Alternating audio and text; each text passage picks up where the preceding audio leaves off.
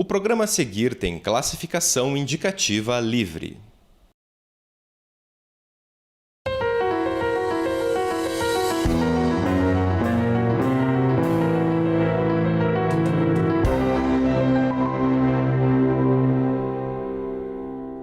Olá, minha conversa de hoje é com a Determinação em Forma de Mulher, uma mineira referência na luta pela igualdade racial no Brasil. Ela é pedagoga e mestre em educação pela Universidade Federal de Minas Gerais, doutora em antropologia social pela USP e pós-doutora em sociologia pela Universidade de Coimbra, ministra das Mulheres, da Igualdade Racial e dos Direitos Humanos no governo Dilma Rousseff e a primeira reitora negra do país a comandar uma universidade federal. Ao meu lado, Nilma Lino Gomes. Seja muito bem-vinda, Nilma. É uma honra tê-la aqui no UFPR TV. Muito obrigada. Eu que agradeço o convite. Nilma, vamos começar pelo final. Quem que é a Nilma Lino Gomes hoje? Hoje é a mesma Nilma Lino Gomes de antes, com alguns aprendizados novos, né? Com algumas experiências novas. Então, eu continuo sendo professora, sempre fui professora, desde os meus 17 anos. Continuo sendo pesquisadora, mas hoje eu tenho uma carga de experiência na gestão, na dimensão mais política da vida, fora da discussão de movimentos sociais, que é o que eu já tinha antes, para outras esferas da vida pública e da vida política. Então, talvez eu diria que hoje eu sou uma mulher mais madura, não só em idade, como também em experiência. E Nilma, da onde que surgiu a sua vontade, a sua determinação por lutar a favor da igualdade racial, igualdade de direitos? Aí tem a ver um pouco com a escolha da sua profissão ou já é anterior a isso? Acho que tem a ver com a minha família e com a minha profissão. Então, eu sou filha de uma família de negros e negras, uma família pobre, né, que vem de uma situação de pobreza, de muita luta, muita dignidade, de mulheres muito fortes, como a minha mãe, que está viva até hoje, com 87 anos, Dona Maria da Glória, e do meu pai, já falecido, que era um líder comunitário. Então, costumo dizer que me pareço muito com meu pai, porque eu aprendi com ele, desde criancinha, assim, essa questão de uma indignação, em relação à injustiça e tudo mais. E ele era aquela pessoa que lutava por água, lutava por ônibus, e colocava um pouco de ordem assim nos espaços onde nós morávamos. E eu me lembro que eu sempre admirei muito isso no meu pai. Então, acho que eu herdei isso de uma persistência da minha mãe, que era uma mulher muito persistente, bordadeira, criou a gente bordando muito para as ricas famílias do interior de Minas e de Belo Horizonte também. E essa indignação em relação à injustiça do meu pai. Depois, quando eu me tornei professora, teve um momento na minha vida em que eu dei aula numa escola particular de classe média alta e também dava aula na prefeitura para crianças pobres e periféricas. Então, numa realidade, eu tinha pessoas e alunos, né, crianças muito diferentes de mim. E na outra realidade, eu tinha crianças e pessoas muito parecidas comigo. E isso me trouxe alguns conflitos internos, sabe? Hoje eu avalio, né? Naquele momento eu não sabia avaliar. Isso me trouxe alguns conflitos internos de tentar entender esses dois lugares, principalmente porque na escola particular em que eu trabalhava, houve um estranhamento das crianças em relação a mim. Eu fui a primeira professora negra dessa escola. Então, aquelas crianças, elas estavam acostumadas com mulheres negras, babás, empregadas domésticas, faxineiras, etc. Mas nunca alguém direcionando, né, a relação com o conhecimento ou trabalhando a relação com o conhecimento, assim como os pais e as mães. Alguns poucos que tinham achado interessante, mas uma grande maioria com um estranhamento também. E isso me fez questionar muito esse meu lugar de mulher negra e professora no mundo. Embora eu nunca tivesse questões em relação à minha identidade negra, pela minha família ter me ensinado desde sempre que eu sou negra e etc. Mas o impacto disso no olhar do outro ficou muito forte nesse meu momento profissional. E eu me peguei, muitas vezes, desqualificando a escola pública e as minhas crianças lá da educação básica parecidas comigo e supervalorizando as outras crianças da escola particular, todas brancas, etc, etc. Quase que com uma necessidade de afirmação, de mostrar para aquele outro mundo que eu também era competente, que eu também era isso, era uma profissional, e ao mesmo tempo desqualificando a minha própria origem, de onde eu vinha. Isso me trouxe muitas questões pedagógicas, pessoais e tudo. E foi nesse momento que eu fui estimulada por uma colega e depois por um ex-professor, que eu tinha sido bolsista de pesquisa dele, de que o campo da educação carecia de investigação científica sobre esse tema. À época nós estávamos no final dos 80, início dos 90. E quando eu me peguei com a possibilidade de ser uma pessoa que pudesse investigar e trazer contribuições para o campo da educação e para a sociedade mais ampla sobre esse tema, e me peguei nesses conflitos todos, eu falei, bom, acho que a melhor saída que eu tenho é investigar sobre isso e tentar analisar, indagar essas questões todas ligadas à questão racial, porque nós crescemos num país, ainda hoje, menos do que antes, em que se falava que essa questão não tinha nenhuma importância, tanto nas relações interpessoais, quanto nas estruturas de poder, quanto nas questões acadêmicas. E é só quando você começa a se debruçar mais sobre o tema, que você começa a compreender a complexidade e a perversidade do racismo, inclusive para as próprias pessoas negras, na própria compreensão de si, na sua construção identitária, né? Então, nessa relação negros e brancos e também dos negros entre si. E foi assim que eu comecei, então, o meu trabalho de pesquisa e me encontrei com o movimento negro. E aí eu acho que foi o grande diferencial da minha vida, foi investir no mundo da pesquisa e ter o contato com o movimento negro, porque aí eu costumo dizer que é um dos meus grandes espaços de aprendizado, sabe? Até hoje. Bacana. Em uma entrevista você diz que o racismo no Brasil é ambíguo. Você explica o porquê de dizer que ele é ambíguo? Como é que funciona isso? Esse foi um grande aprendizado na antropologia, quando fui fazer meu doutorado em antropologia e compreendendo a dimensão cultural e estrutural do racismo, era muito comum, e ainda é hoje um pouco, né, das pessoas falarem assim, o racismo no Brasil é mais brando, né? O racismo no Brasil não é o mesmo dos Estados Unidos, não é o que acontecia no Apartheid, na África do Sul, e fazer essa comparação entre racismos, como se um pudesse ser melhor que o outro, digamos assim. E o que eu aprendi e aprendo até hoje é que toda e qualquer forma de racismo, ela é perversa e ela tem que ser superada. E ela varia de acordo com os contextos históricos, com os contextos culturais, sociais, que no caso do Brasil, pelo tipo de história que nós temos, de relações raciais que foram construídas aqui desde a colonização, com a escravidão, abolição, depois república e tudo mais que nós temos hoje, é um tipo de um racismo que ele fica misturado numa determinada característica cultural do Brasil e dos brasileiros, que é uma questão da ambiguidade do sim e do não, né? Não se afirma muito, mas também não se nega muito. Então, a ambiguidade do racismo é isso. Quanto mais a sociedade brasileira nega a existência do racismo, mais ele se afirma. Mais ele tem espaço para estar nas mais diversas estruturas e espaços sociais. Então, essa é a ambiguidade do racismo. Aquela coisa que o Florestan Fernandes falava, que o Brasil tem preconceito de ter preconceito, né? Então, parece que nós somos todos muito amistosos, muito amigáveis com as diferenças e, na realidade, não somos, porque a nossa estrutura é uma estrutura colonial e de escravidão.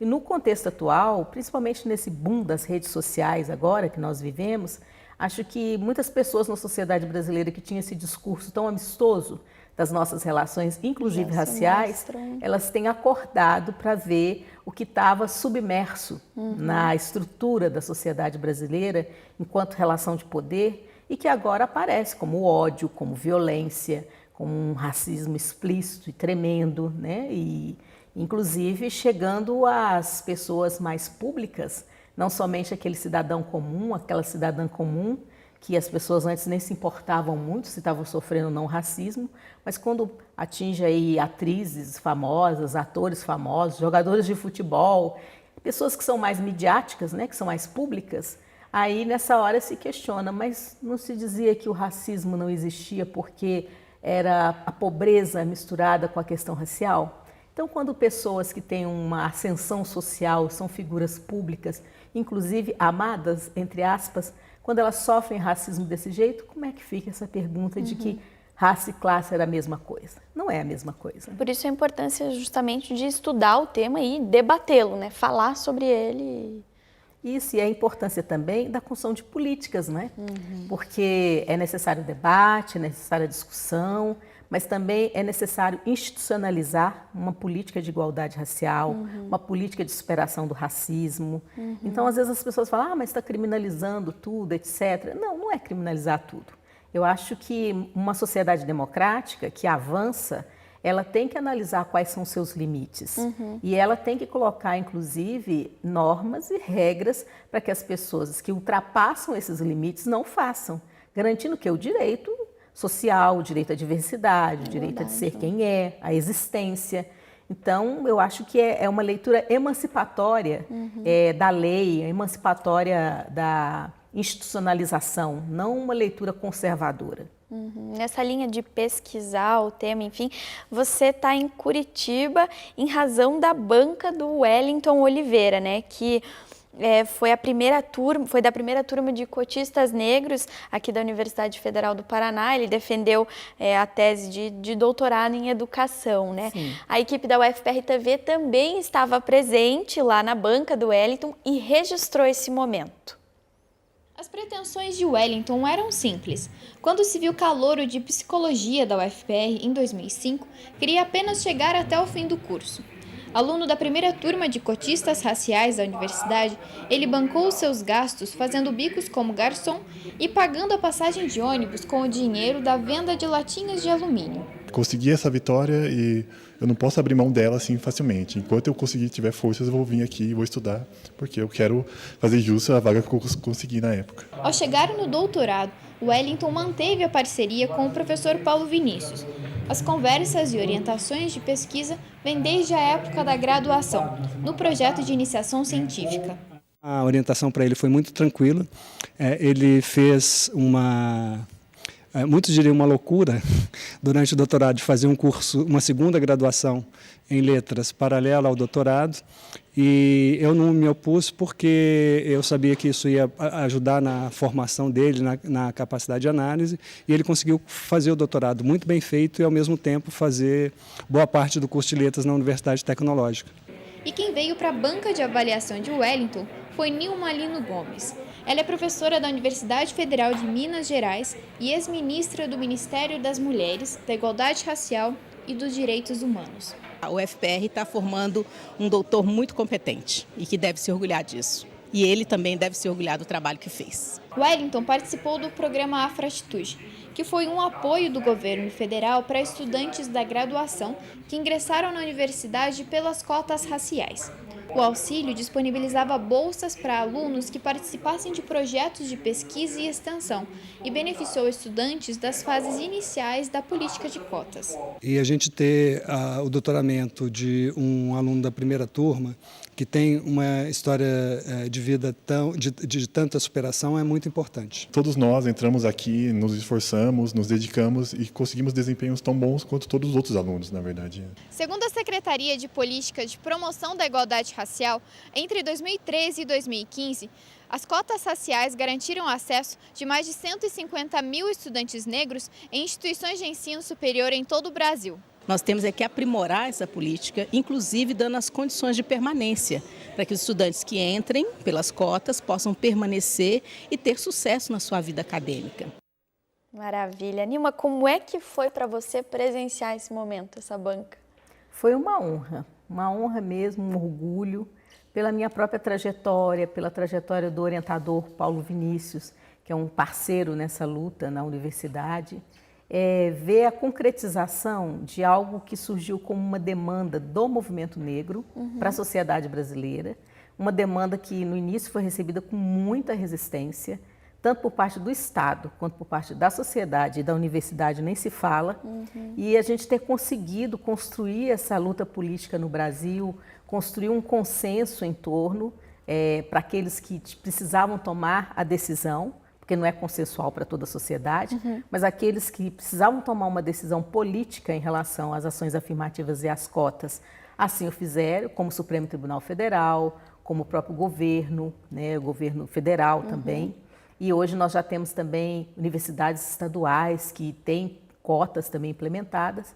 Então, ver isso concretizado na formatura da turma, digamos assim, é um tipo de formatura, né? Porque é o primeiro doutor da turma de 2005 da UFPR, ou seja, antes de 2012, quando nós tivemos a Lei 12.711, né, nas universidades federais e institutos.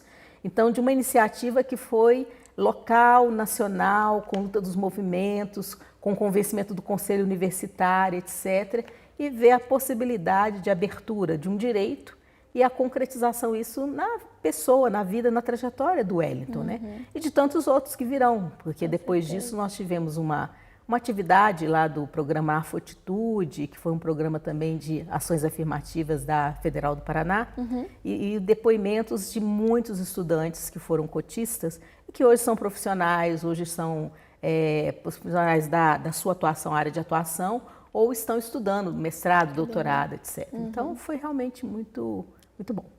Então, pegando esse gancho aí com as belas trajetórias, para a gente finalizar o primeiro bloco, em outra entrevista você disse que dentro da sua trajetória de pesquisa existe uma grande preocupação em formar professores e em visar justamente a valorização, a igualdade do negro no país. Quando em 2013 você recebeu o convite para ser reitora da Unilab, você acha que essa foi uma oportunidade justamente para chegar mais perto desse objetivo? Sim, com certeza. Era uma oportunidade que não tinha como negar, né? Não tinha como negar pelo próprio projeto de sociedade que eu acredito e luto por ele, pelos meus projetos de vida e institucionais e por poder estar em um espaço de decisão e de poder que eu poderia, naquele momento, interferir e tentar concretizar algumas demandas que eu mesmo faço parte delas, né? Então, estar na universidade, no campo da gestão, aprender a gestão acadêmica, porque você só sabe fazer fazendo, né? Então, isso foi uma experiência muito boa, inclusive para compreender os próprios conflitos internos de uma universidade em relação a uma agenda emancipatória, né? Mesmo sendo uma universidade especial, temática, dentro da cooperação Sul-Sul, a universidade é um espaço da diversidade de ideias, de opiniões, de ideologias e de pessoas. Então, estar na frente da reitoria com um projeto como esse era também construir uma formação, não só dentro do espaço específico de licenciatura, formação de professores, mas principalmente a formação dos próprios quadros acadêmicos e técnicos da universidade para compreender o que é a dimensão do racismo, o que é essa relação Brasil-África, cooperação Sul-Sul e como nós podemos nos construir como pessoas que têm a superação do racismo como um foco da nossa cidadania, da nossa vida cidadã, né? E, sobretudo, da vida acadêmica. Então, foi a oportunidade e, ao mesmo tempo, uma experiência impressionante. Bacana, a gente já continua conversando. O Persona de hoje traz Nilma Lino Gomes, uma referência na luta pela igualdade de direitos, no debate político sobre a situação dos negros no país e na pesquisa sobre racismo e educação. A gente faz um rápido intervalo e já volta para conversar mais um pouco com essa mineira.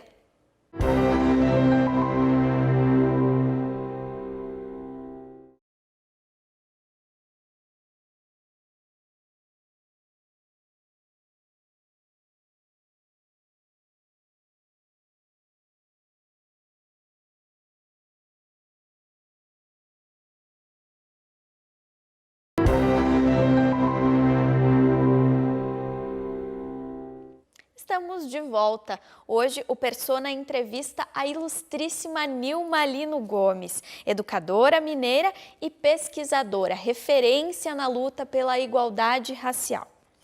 Bom, Nilma, em 2013 você recebeu a comenda da Ordem do Rio Branco, né? Só para ficar bem claro para quem está em casa, esse é um reconhecimento raro do governo brasileiro para estimular virtudes cívicas e ações honrosas. O que esse prêmio representou para você, Nilma? Esse prêmio me foi dado na época que eu cheguei na Unilab como reitora e para mim, naquele momento, que foi um momento muito especial da minha trajetória profissional e de vida, ela coroou uma mudança e o término de um ciclo, digamos assim, e o início de um outro ciclo da minha vida profissional e acadêmica, né? Que seria o contato político com a gestão. E nunca imaginei que pudesse receber uma honraria dessa e fiquei realmente surpresa e feliz do reconhecimento, porque é um reconhecimento nacional, não é? E muitas vezes nós estamos fazendo nosso trabalho ali no local, no regional e também nacionalmente, mas não percebemos a abrangência desse trabalho. Então, para mim, naquele momento, foi um reconhecimento de que o meu trabalho tinha extrapolado mesmo as fronteiras locais e que eu estava conseguindo alguma coisa que é do meu projeto de vida, que é impactar a sociedade com a discussão da superação do racismo, né? Sentir que está no caminho certo, né? Nessa luta. E aí, em 2015, veio a indicação para o Ministério no governo Dilma. Como é que foi essa experiência, esse desafio? Bom, então, acho que eu iniciei um ciclo de muitos desafios, né? Já que eu estava falando de ciclo. Então, esse é mais um, que também foi mais uma surpresa de ter sido convidada pela presidenta Dilma, e foi uma honra para mim. Talvez uma das maiores honras que eu tive hoje, na minha vida até hoje, profissional, né? De ter sido escolhida para conduzir a pasta da igualdade racial e principalmente sucedendo uma pessoa que eu admirava muito, que era a Luísa Bairros, né? A ex-ministra. Então, eu fui com muita responsabilidade para esse lugar e um lugar também que me honrou muito, e principalmente porque a escolha foi uma escolha devido à minha trajetória, ao meu trabalho, e não necessariamente a uma militância política partidária, né? Então, assim, eu sempre militei no campo da esquerda, sempre estive próxima do Partido dos Trabalhadores como simpatizante, mas eu nunca fui orgânica do partido.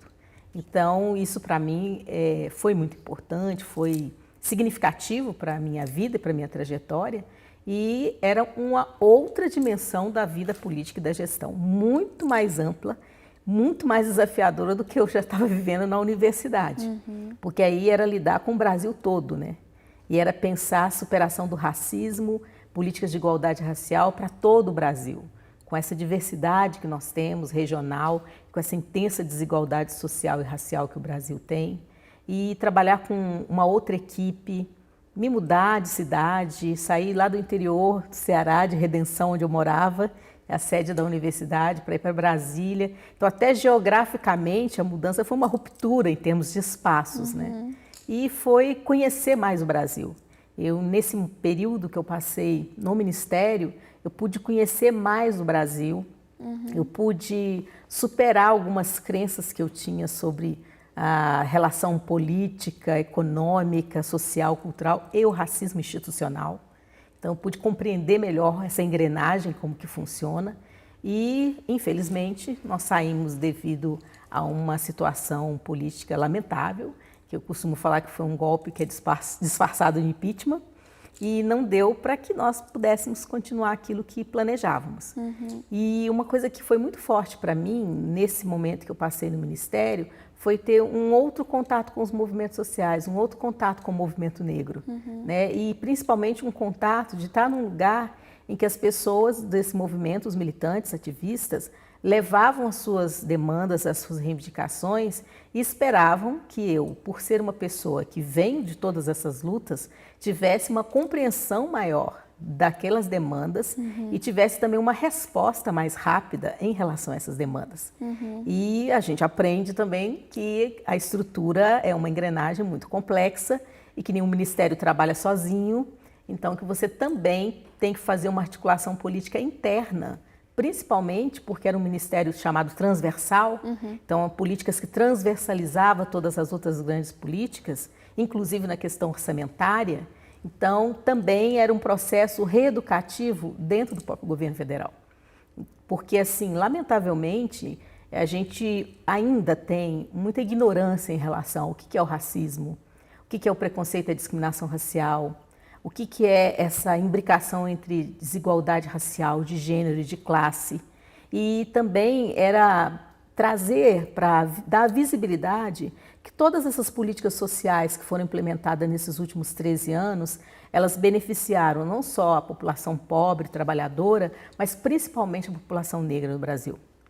Então, a população negra, ela foi, digamos assim, um grande alvo da garantia dos direitos que nós conseguimos ao longo desses 13 anos por políticas que não eram só de igualdade racial, mas as políticas de moradia, né, as políticas como o Bolsa Família, as políticas de igualdade de gênero, a luta pelos direitos humanos. Como nós somos mais de 50% da população, que se autodeclara nos censos como preta e parda, e que nos permite compreender como uma categoria maior, mais ampla, chamada de negros, né? Então, toda e qualquer mexida institucional ou estrutural que nós fazemos em prol de igualdade social, ela também, de alguma forma, ela beneficia também aqueles que têm que ser os sujeitos das políticas de igualdade racial. Ao mesmo tempo, como o racismo é estrutural e é estruturante, e essa desigualdade ela é intensa, não é suficiente essas políticas universais, sociais mais amplas, mas é preciso que, juntamente com elas, você desenvolva as políticas de ações afirmativas com focos específicos.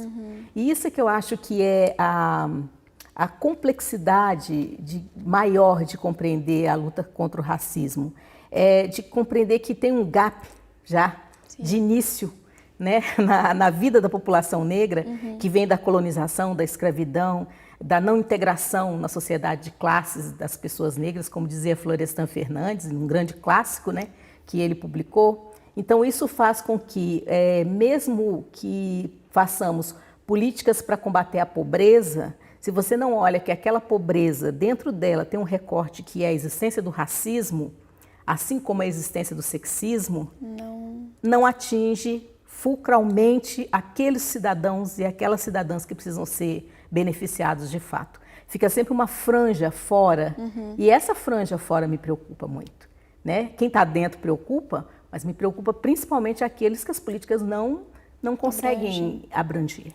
Então, um desafio aí que é não só para um momento de ministério, mas para uma longa data, né, Nilma? É para a vida toda, eu acho. Agora vamos fazer um salto. Me diz uma coisa, quem que é a Nilma fora da sala de aula, fora da pesquisa, a Nilma da família, dos amigos, a Nilma nas redes sociais, enfim? Ah, pois é. Vamos começar pela Nilma das redes sociais, que é a mais recente. Tá bom. Então, eu não mexia com nada assim, de redes sociais, a não ser as coisas mais simples, né? Mas logo quando saí do Ministério, a minha assessoria, que me convenceu a ter um perfil público, né? De figura pública no Face, porque muitas pessoas estavam acompanhando o Facebook da CEPIR, acompanhando o meu trabalho. Eu tinha como norma que a agenda da ministra era uma agenda pública, sempre tem que ser. Mas uma coisa é a agenda pública que um jornalista vai lá e pega lá, hoje tem reunião tal, etc. E a outra era uma agenda pública de eu visibilizar as minhas ações. Então, quem olhava o Face da CEPIR sabia o que eu tinha feito durante todo o dia, toda semana, todo mês. E eu sempre estimulava que as imagens aparecessem com boas imagens, né? E não só aquela de tirar foto da ministra e tal, mas tirar foto do contexto, né? Do que eu estava fazendo, do trabalho. E isso fez com que nós tivéssemos um acesso muito grande das redes sociais. Nós mudamos o site da CEPIR também, atualizamos o site. Então, eu tinha uma equipe de comunicação que é primorosa, assim, eu tenho que agradecer, aprendi muito com eles. Aprendo muito com vocês, profissionais da educação, da comunicação também. E, então, eles me convenceram que eu deveria continuar dando espaço para as pessoas interagirem comigo, com o que eu pensava, com o que eu fazia. E assim, eu tenho agora essa outra Nilma, figura pública, e que coloco as minhas opiniões, né, e trago reflexões, não só mais sobre a temática racial, mas ela é prioritária, mas depois que eu passei pelo outro ministério, também sobre mulheres, direitos humanos, juventude. Então, essa é uma Nilma que está aprendendo a lidar com as redes sociais e pensando em mim fora do campo da pesquisa. Eu sou a caçula de 4 irmãos e sou tratada até hoje como a caçulinha. E gosto desse carinho, eu tenho na minha família como um espaço acolhedor para mim. porque lá eu sou a Nilma mesmo, e é onde eu sei também que as pessoas me amam porque me amam, né? Então é bom lidar ali no espaço da minha família. Minha família mora num bairro periférico, em Belo Horizonte, e a gente tem costume de todo domingo se encontrar e tudo mais. Eu também tenho amigas e amigos queridos que eu fiz tanto na militância quanto também na própria universidade. E eu acho que eu aprendi com a presidenta Dilma essa questão de estar do lado certo da história. Eu diria que as pessoas com as quais eu lido, eu entendo e eles entendem também, e elas entendem, que nós somos pessoas de um campo progressista, de um campo de luta por direitos, não só de igualdade racial, mas direitos de modo geral, que tentamos estar desse lado certo da história no sentido de corrigir desigualdades, ou seja, passar pelo mundo e deixar alguma coisa, deixar algum legado, sabe? Então, acho que essa é uma preocupação da Nilma, assim, que eu levo para o campo da pesquisa e para o campo da política também. Maravilha. A gente estava falando aí de redes sociais, dessa rede de apoio de amigos e familiares. Em uma das redes sociais, a Nilma publicou um vídeo de um discurso poderoso de um pai que estava que preparou a filha para o primeiro dia de aula. A Nilma escreveu: seja nos Estados Unidos, África ou Brasil, precisamos encorajar as nossas crianças negras para que tenham orgulho de ser quem são. E encorajar a nós também, adultos. Dá só uma olhadinha nesse vídeo. Look at yourself, look in your eyes. You gotta see it, okay? You gotta feel it. You ready? You ready for school? Yeah. Is it gonna be a good day? A really good day? You gonna be positive? Say, I am strong. I am strong. Say, I am smart. I am smart. Say, I work hard. I work hard. I am beautiful. I am beautiful. I am respectful. I am respectful. Yeah. Say, I'm not better than anyone. I'm not better than anyone. Nobody's better than me. No one's better than me. I am amazing. I am amazing. I am great. I am great. What's your name? Aaliyah Austin. If you fall, I get back up. what are you? I'm blessed. Yes. Say thank you, God, Thank you, God, for making me for making me the greatest. the greatest. There's nobody There's nobody better better than me. than me. All right, give me 5. Give me a kiss. Let's go. Você até questionou nas redes sociais, né, Nilma, o porquê que esse pai precisou preparar essa criança. Como é que a gente pode... Na realidade, eu acho que ainda todos os pais e mães de crianças negras precisam preparar seus filhos e filhas para o primeiro dia de escola, numa autoafirmação da sua identidade, né, como pessoa e como pessoa negra, para saber enfrentar aquilo que é um ambiente muito diferente de um ambiente familiar, acolhedor em relação à questão racial.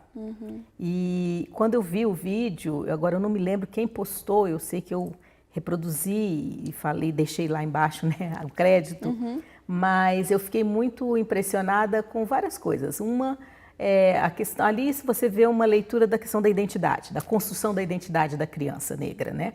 E a interferência da família positivamente na construção dessa identidade. E é uma criança negra com um pai negro na frente de um espelho. Então, qual que é o reflexo que eu tenho de mim mesma e o reflexo que eu quero que a sociedade tenha de mim também? É a interferência de um pai, e geralmente se pensam que são as mães que fazem essa interferência, mas é falar que os homens também têm responsabilidade na educação das suas crianças e da construção da identidade delas. E principalmente, que lugar era esse, que espaço era esse para onde essa menina ia? Ela ia para a escola, que todo mundo pensa, mas que é isso? A escola é um lugar da diversidade, onde os diferentes se encontram, etc. Mas é por isso mesmo, não é só porque os diferentes se encontram, mas porque a gente sabe que os diferentes são tratados de formas desiguais, ainda na sociedade, e a escola reproduz isso. E eu me lembrei muito, quando eu vi esse vídeo, da minha situação, da primeira vez que eu fui para a escola. Embora não foi com esse reforço de autoestima, assim, Mas foi da minha mãe falando, meu pai falando, não, a escola é boa e tal, você vai estudar. Eu já era alfabetizada, porque eu aprendi a ler com a minha mãe e escrever com a minha mãe muito cedo. E eu tinha muito pavor, assim, de um ambiente novo, fora da minha família, né? E eu me lembro que a minha primeira experiência com racismo foi na escola. E eu já escrevi sobre isso, preciso escrever mais até sobre essa experiência.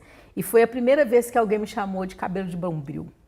E eu nunca tinha ouvido aquela expressão. Eu vivia numa família negra que o nosso cabelo era o nosso cabelo. Isso. Né? Naquela época até alisava-se o cabelo, mas pouco.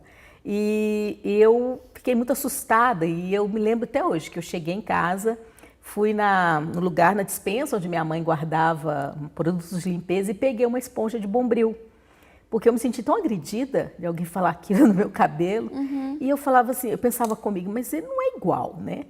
E eu contei para minha mãe e para minha irmã que eu tinha sido chamada de cabelo de bombril e elas ficaram irritadíssimas com aquela história.